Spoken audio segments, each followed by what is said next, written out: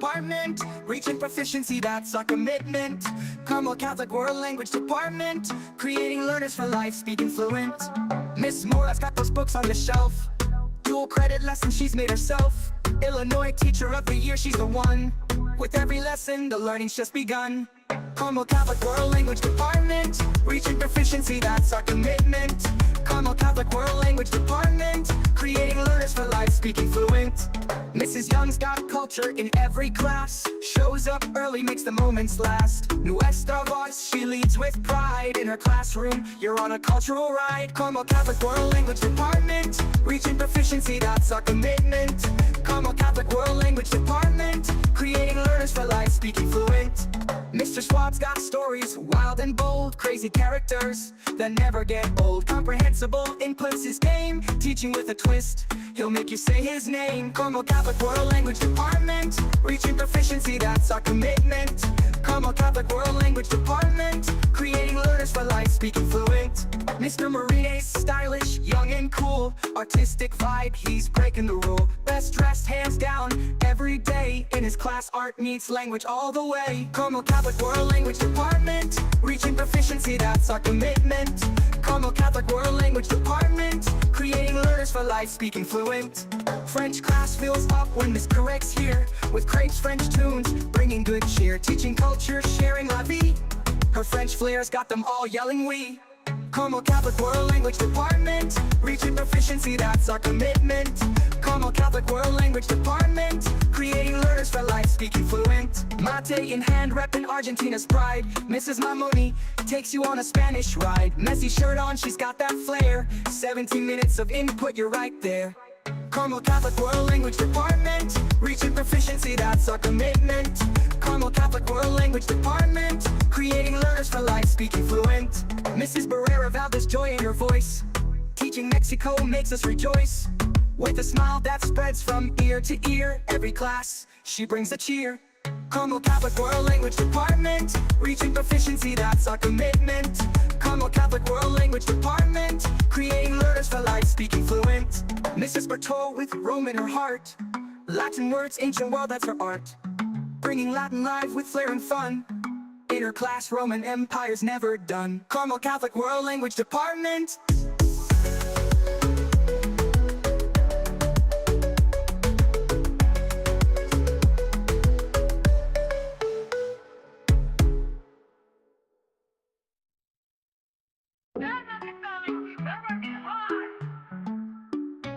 Carmel Catholic World Language Department, reaching proficiency, that's our commitment. Carmel Catholic World Language Department, creating learners for life, speaking fluent. Miss Mora's got those books on the shelf, dual credit lesson she's made herself. Illinois Teacher of the Year, she's the one. With every lesson, the learning's just begun. Carmel Catholic World Language Department, reaching proficiency, that's our commitment. Carmel Catholic World Language Department, creating learners for life, speaking fluent. Mrs. Young's got culture in every class, shows up early, makes the moments last. Nuestra voz, she leads with pride. In her classroom, you're on a cultural ride. Carmel Catholic World Language Department, reaching proficiency, that's our commitment. Carmel Catholic World Language Department, creating learners for life, speaking fluent. Mr. Schwab's got stories, wild and bold, crazy characters that never get old. Comprehensible inputs his game, teaching with a twist, he'll make you say his name. Carmel Catholic World Language Department, reaching proficiency, that's our commitment. Carmel Catholic World Language Department, creating learners for life, speaking fluent. Mr. Marine's stylish, young and cool, artistic vibe, he's breaking the rule. Best dressed hands down, every day. In his class, art meets language all the way. Carmel Catholic World Language Department, reaching proficiency, that's our commitment. Carmel Catholic World Language Department, creating learners for life, speaking fluent. French class fills up when Miss Correct's here, with Craig's French tunes, bringing good cheer. Teaching culture, sharing la vie, her French flair's got them all yelling oui. Carmel Catholic World Language Department, reaching proficiency, that's our commitment. Carmel Catholic World Language Department, creating learners for life, speaking fluent. Mate in hand, repping Argentina's pride. Mrs. Mamoni takes you on a Spanish ride. Messy shirt on, she's got that flair. 17 minutes of input, you're right there. Carmel Catholic World Language Department, reaching proficiency, that's our commitment. Carmel Catholic World Language Department, creating learners for life, speaking fluent.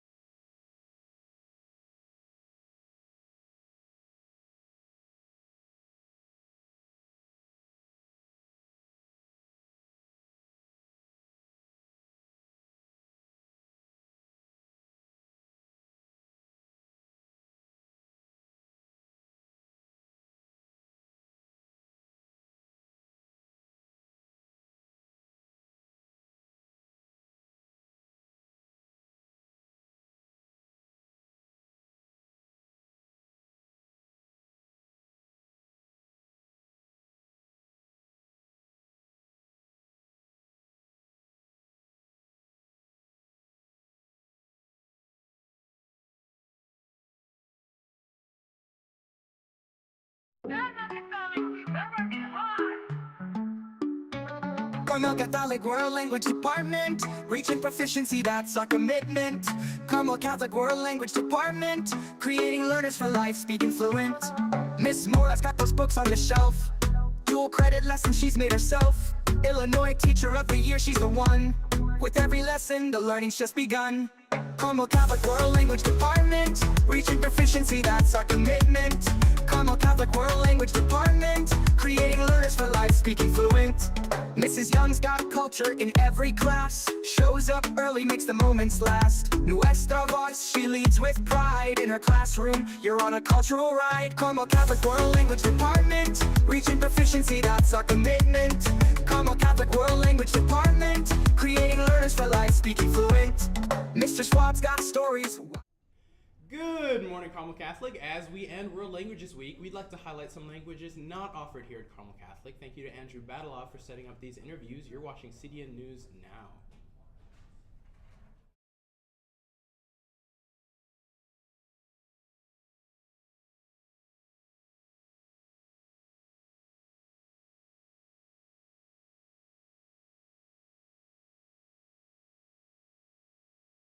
So I will recommend not to use Duolingo. Duolingo is good app for like basic knowledges in the language, but if you want to actually speak with me in Russian, and I will say that your Russian is really good, I'll recommend find a friend, like in Reddit, or there is a lot of groups in Reddit where you can learn this, or you go Twitter or X, or you go in like YouTube, or you go in Instagram. There is a lot of websites where you can find the native speaker, because I feel like for my language it's really important to talk with a native speaker, because no one else can help you to learn it.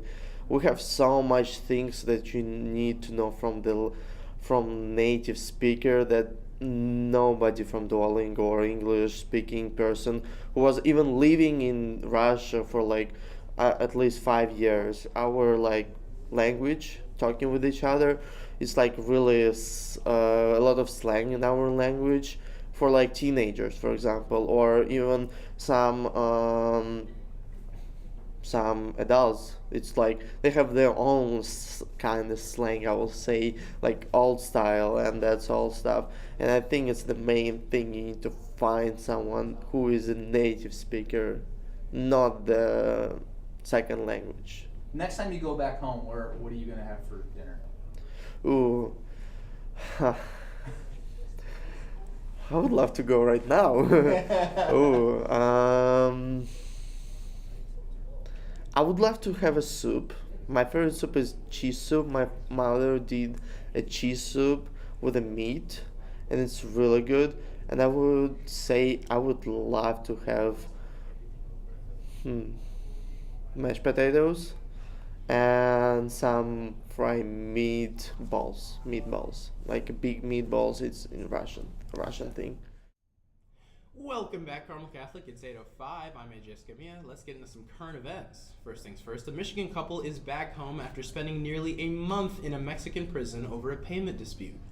Prosecutors in the Mexican state of Quintana Roo accused Paul Aquillo and his wife Christy of defrauding a hospitality company.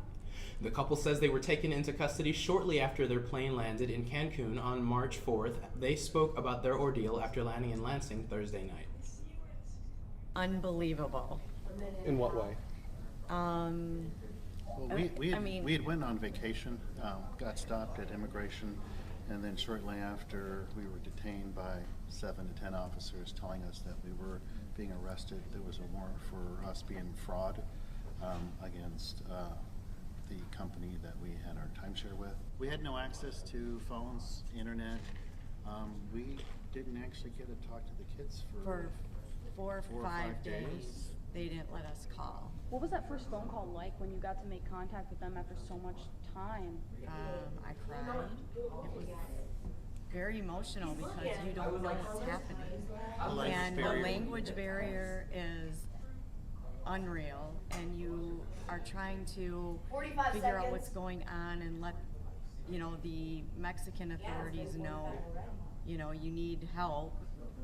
We just didn't know it. And I couldn't see Paul. They wouldn't let me see Paul. It was almost 6 or 7 days till I could actually see you.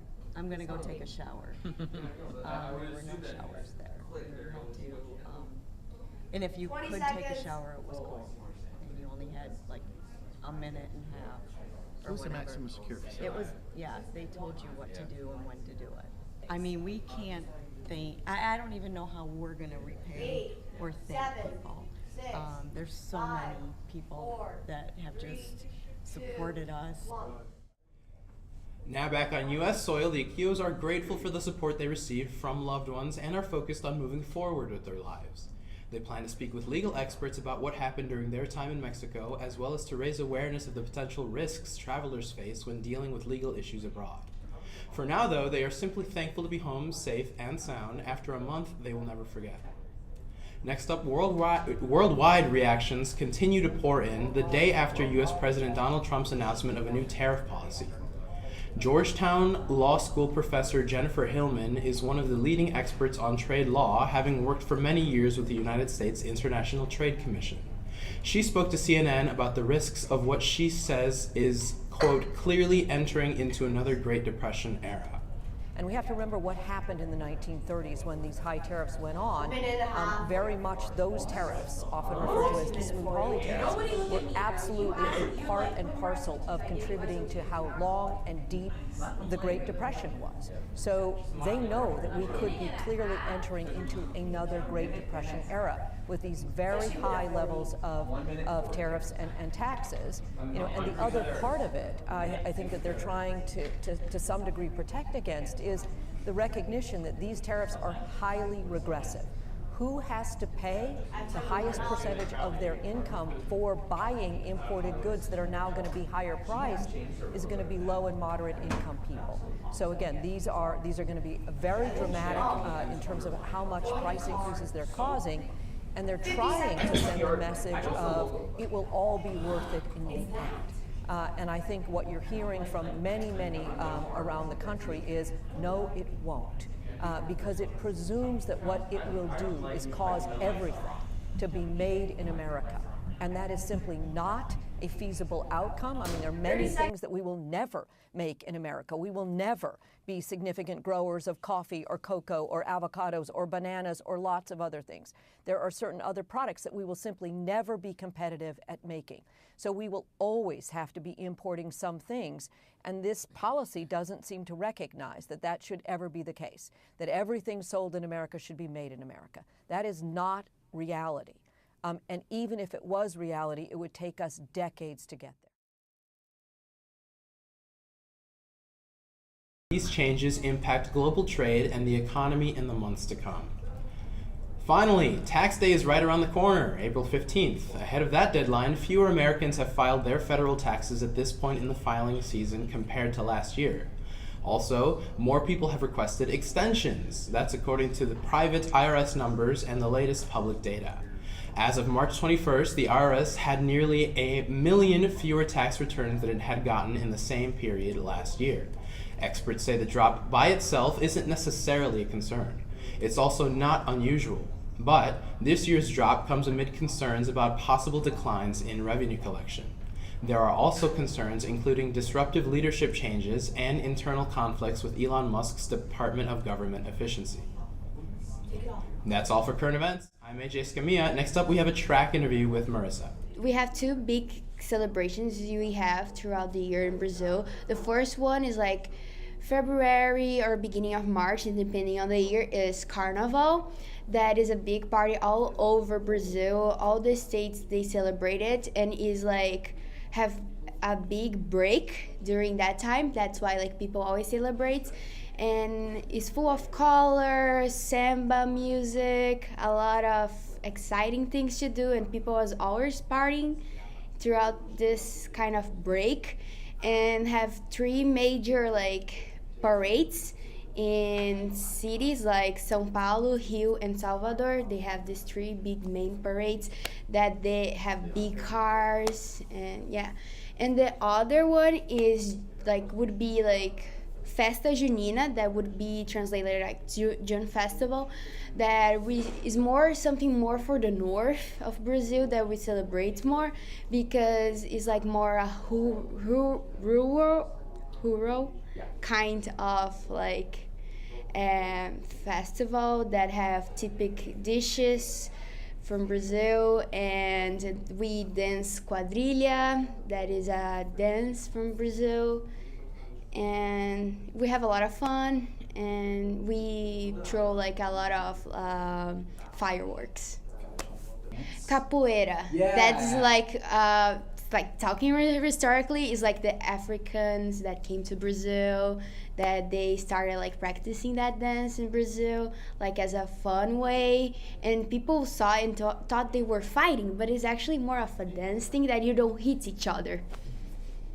I think watching films with like subscribes and then you listening to it and listening to songs a lot, and like trying to like keep like a translation in English so you can try to get the meaning.